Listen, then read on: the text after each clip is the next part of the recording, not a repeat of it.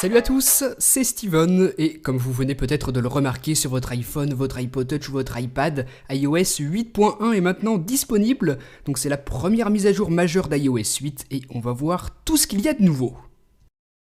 iOS 8.1 active désormais Apple Pay, le nouveau système de paiement sans contact que veut déployer Apple. L'idée est qu'il soit possible de payer en approchant notre iPhone de la borne en utilisant Touch ID, le capteur d'empreinte digitale avec la puce NFC incorporée dans l'iPhone 6. Ici, dans les réglages, vous aurez une nouvelle section qui vous permettra de configurer entièrement Apple Pay. Ensuite, on a iCloud Photo Library ici. Ça permet de synchroniser automatiquement ces photos pour qu'elles soient consultables sur un autre iPhone, iPod Touch, iPad, Mac et même sur iCloud.com, ce qui peut être pratique si on veut montrer ces photos à des amis.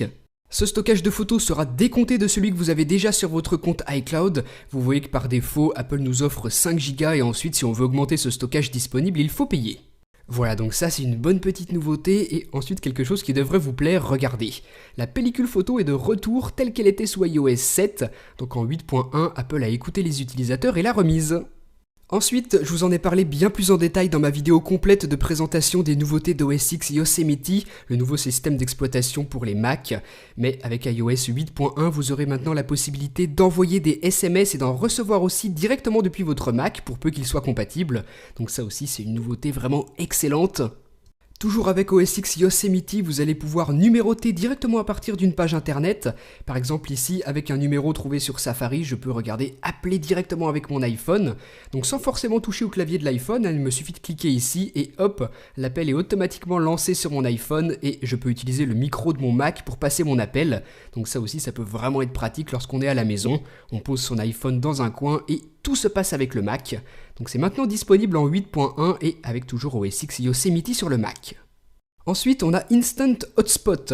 Ça vous permet, lorsque vos équipements Apple sont à proximité, votre iPad, votre Mac, votre iPod Touch, eh bien la fonction Instant Hotspot leur permet d'utiliser la connexion Internet de votre iPhone sans saisir le mot de passe ou activer l'option de partage de connexion sur l'iPhone.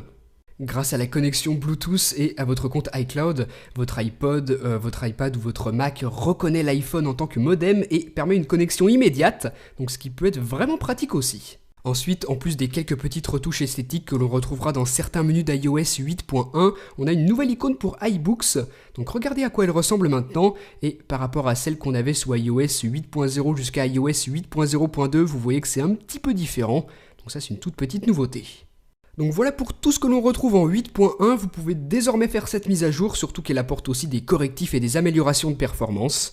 Voilà, donc vraiment faites cette mise à jour, elle en vaut la peine, et surtout que maintenant qu'iOS 8.1 est disponible, on devrait peut-être avoir des nouvelles au niveau du jailbreak. Donc bien évidemment, je vous invite encore à me suivre sur Facebook, sur Twitter, et à vous abonner à ma chaîne YouTube pour avoir plus de nouvelles là-dessus. Bien évidemment, je vous tiendrai au courant. Allez, salut!